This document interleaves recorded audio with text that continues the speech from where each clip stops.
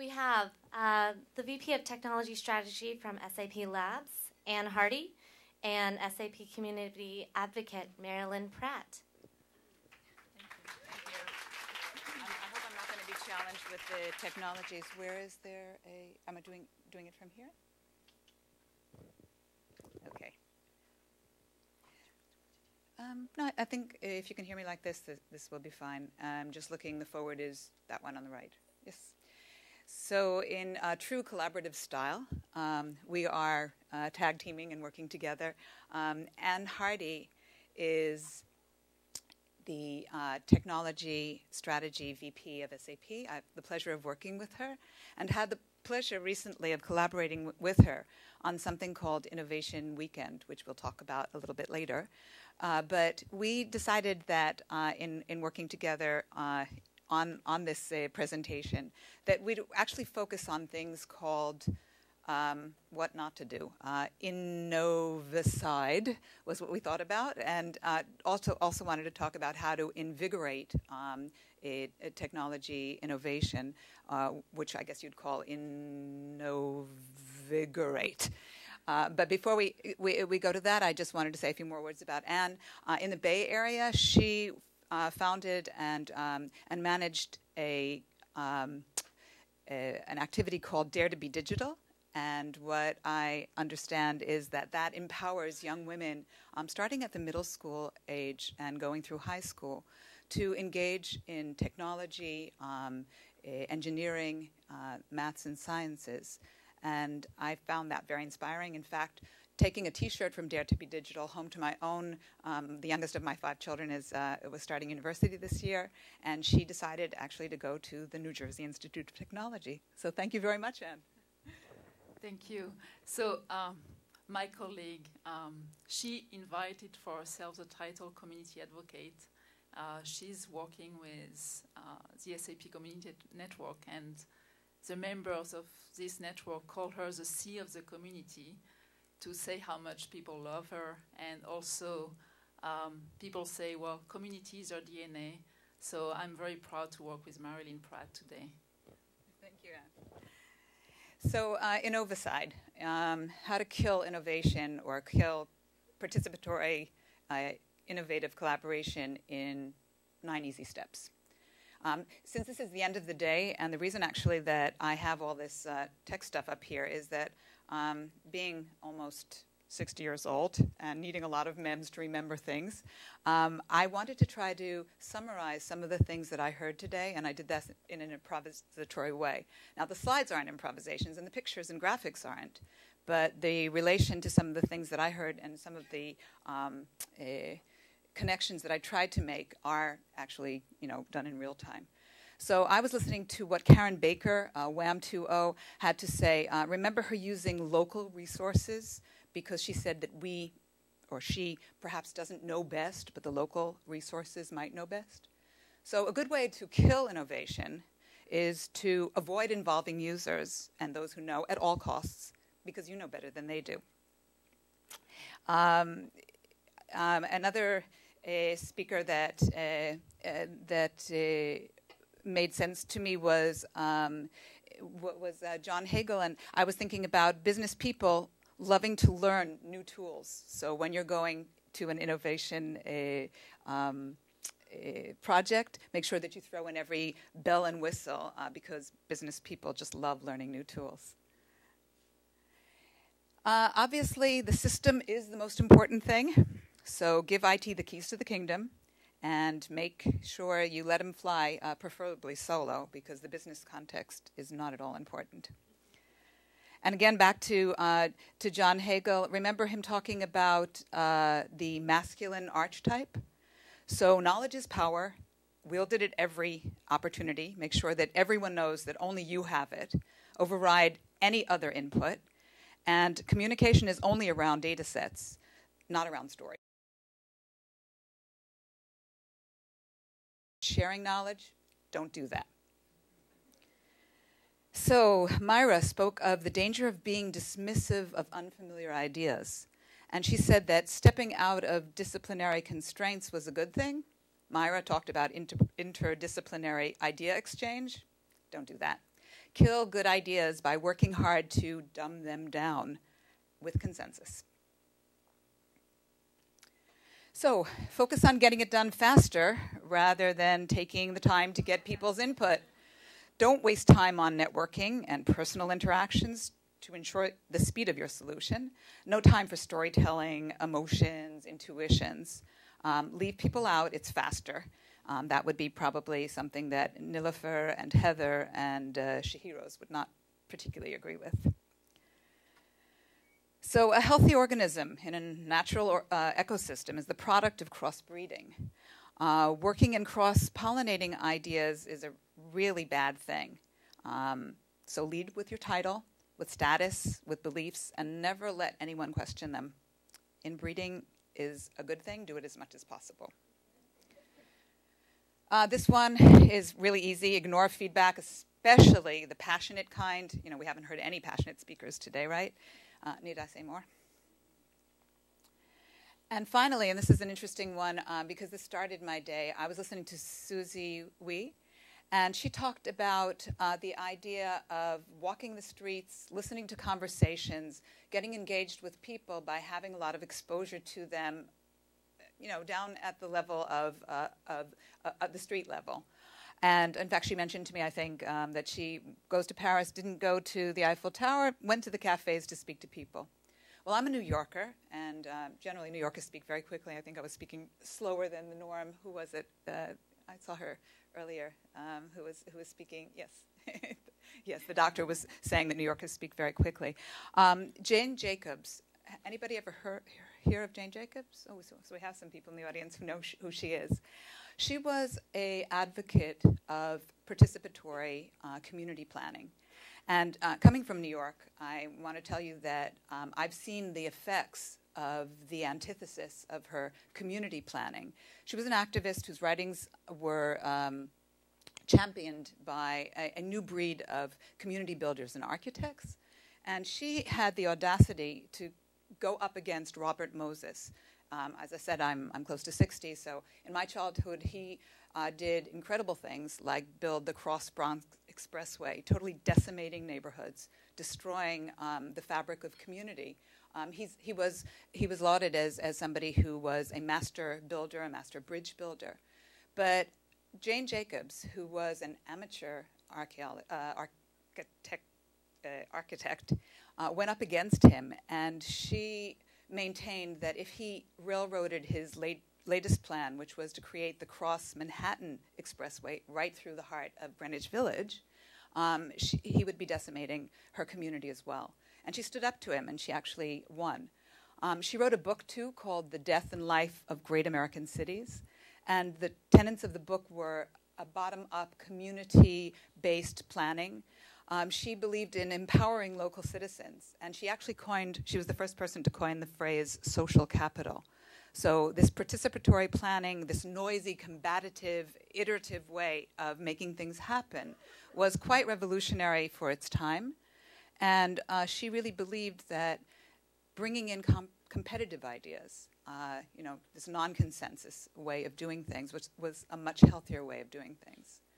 So Anne and I worked on Innovation Weekend, which whoever was involved here, there were two people involved. I think there was the WAM2O and the Startup Weekend. We collaborated with the Startup Weekend folks.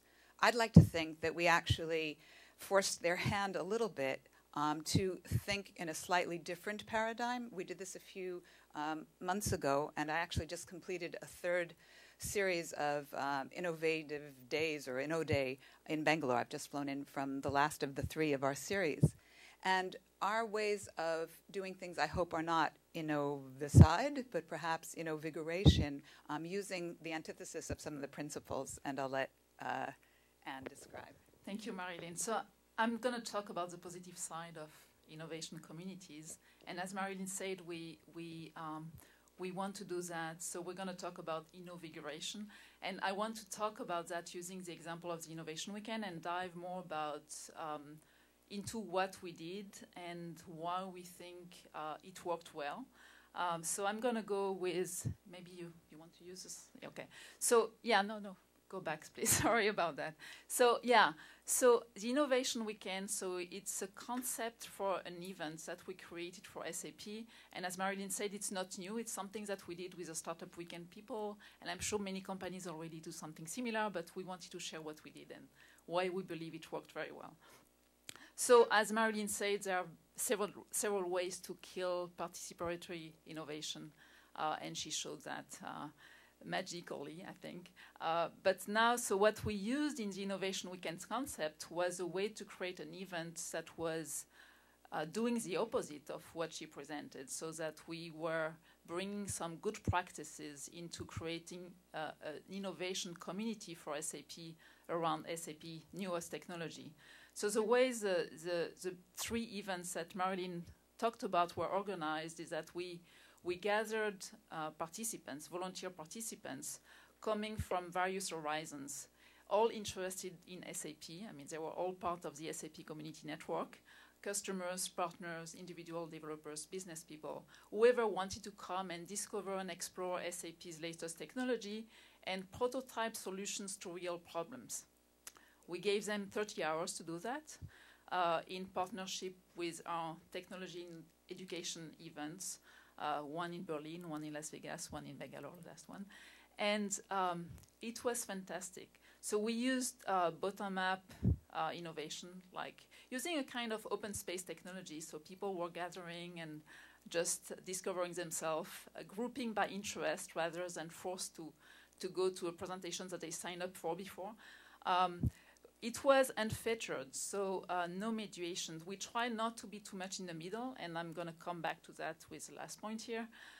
It was more about discovery. So we presented a few technologies very briefly, but people were free to hop and deep dive into the technologies that they found the most interesting for them. And there was it was not like us giving presentations on the way we think people should use SAP's technology, but more people getting a glimpse of what SAP was building and getting an opportunity to discover by themselves what it was good for. It was about passion, no control. Everything was about passion and let the people build something that they were passionate about. Openness, so we try to not put too many legal contracts, which is difficult at SAP, we all know that. So not much legal background around this, but really openness. So everybody was, like Marilyn said, I mean, put the beliefs and the status on the side and just think that you're here just because you're interested in doing something together. Collaboration, of course. And so we versus us and them. So this one is interesting because we wanted to make sure that SAP didn't put themselves in the middle of the discussion. We have a tendency to, well, we are SAP, so we know what you should do with what we build. So in this event, we just made sure that we were just part of the observers and not really in the middle. We were just here to help people to build something that they wanted to build. So this was the concept, and now I'm going to show you a few pictures so that you realize. So this was in Las Vegas, and here we have the first talk, which is, maybe it goes too fast, sorry about that. So we had the first, that's okay, Marilyn, you can let it go. But the first picture is a picture of the crowd.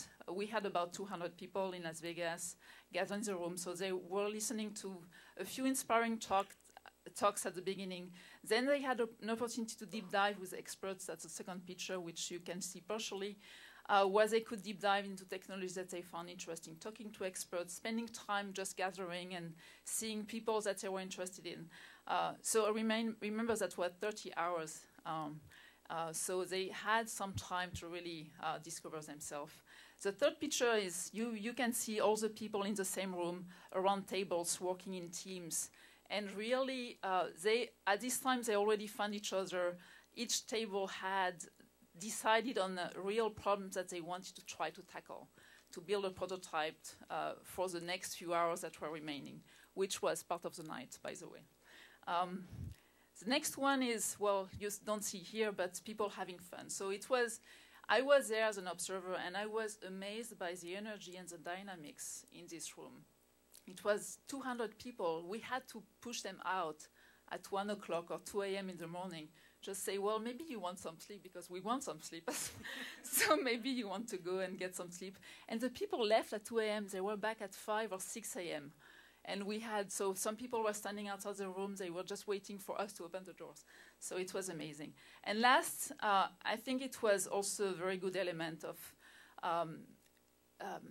having them get an opportunity to share the pride of having built something. At the end of the weekend, we had each of the team present to the crowd and also to a jury what they had built, and sharing with the people what they thought about the technologies that they used. There was a winning team at each location, and the winning team got to present at the larger demo jam event that we have, which is a competition where people have 6 minutes to show what they've built with SAP technology, and where there is also a winner. This year, that was the first time we didn't expect really to have a working prototype, so we didn't have them participate in the competition, but maybe next time we'll do. So we got a lot of energy from this. I mean, a lot of people said, well, that's the best part of the conference, this is wonderful, why don't you do it again? We had a lot of people approach us after saying, we want to do it here. Can you do it here? We want to do it there. Can you do it there? So now we have the challenge that we want to scale this. We want to replicate this at multiple places. So we are just trying to find ways to do that. And this morning when John was talking about this knowledge flow, I thought, well, you know, this is what we were trying to do, really, to really create this energy and flow of information between people so that they really build something useful. So now I'm going to talk about lessons learned, and it's going to be short, so I'm not sure how much time I have left. But anyway, so here is what we've learned. So I think, so the Innovation Weekend concept was just an example of some things that worked well, but with Marilyn, we've been working on innovation communities for some time already, and we've learned that actually there are characteristics of healthy participatory collaborative innovation activities, and we wanted to make you remember 3 of the characteristics that we feel are important for participatory collaborative innovation, and also then for lively innovation communities. And the 3 Ds are, the first one is dynamism. So it's very important that you create these communities that move forward, that are not standing still. And with the example of the Innovation Weekend, where nothing was scripted, it was everybody felt the freedom to advance in the direction that they wanted, and there was no barrier. So I think it's very important that you enable this dynamism by when you think about creating an innovation community. Secondly, density. So here it's very important that you have a large enough community with not only a big number of people, but also very close connections, so that you enable this numerous connections, but also close connection between people, so that you facilitate the I don't know how you say it. I'm sorry, I'm French too. So cross-pollination of ideas and teamwork, etc. And I think what we will remember from the event that we built is that by having the people sit together in the same room, we felt that this energy was really going around in the room, and people felt that just by being beside each other, even though they were not always working together, it was there was a good sensation of cross-support between the different teams. Last one, of course, diversity, and I think that's really the topic of the day. So for us, it was, I think the key success factor of innovation communities is to have diversity at multiple levels. So we talk a lot about gender, and we are very passionate about gender diversity, but in the Innovation Weekend concept, what we had in the events that we had a lot of people from different backgrounds, different culture, different interests, and even though we realized that it was hard sometimes for the team to start to work together and to find their way through, it brought a lot of creativity and a lot of innovation in the teams themselves. So and last, so this slide summarizes 3 Ds.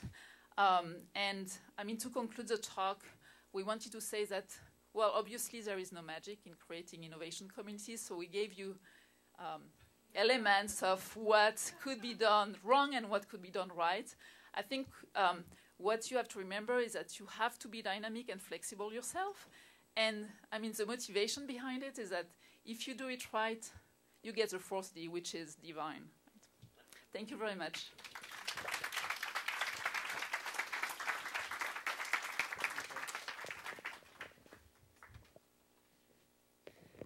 So right now, Tatjana's gone to collect Maylin, who's in the other room. I would like to thank all the speakers who have volunteered their time to participate, to thank our sponsors, SAP, HP, who printed the brochures, as well as giving us cash, and EMC and Google, which also made cash donations to help support this. This is truly done as an act of love by many people who are involved. And you all need to know that this was truly an act of love by Tatiana. It could not have happened without her. She put her body and said, this is going to happen. She's incredible. I just want to, yes, please.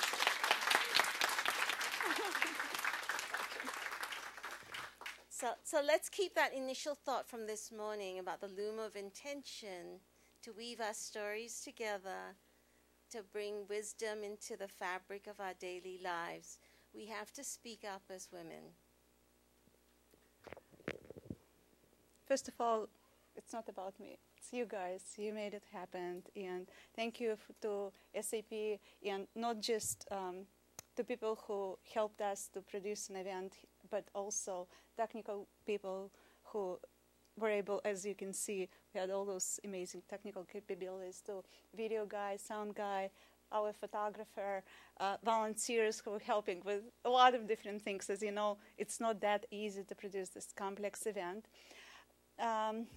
So I do want to thank you. I want to thank all of our speakers. You really did an amazing job with giving amazing talks and watching time. In my dreams, like, okay, it will be so bad just to go and say, well, thank you, you have to go. So thank you for being considerate. Lastly, the way we wanted to develop TEDx community and TED women community, TEDxBayArea women community, I think the idea was to build community, not just, it's not about events. So when we engineered and thought about how we want to do that, we came up with a completely new design for our website that's very different from any other TEDx website.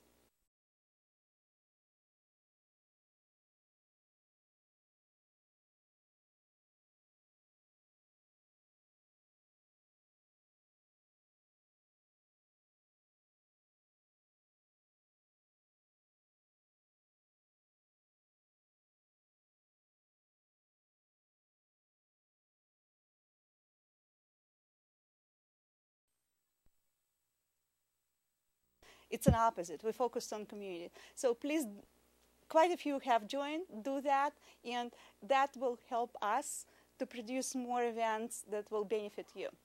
Okay? Thank you.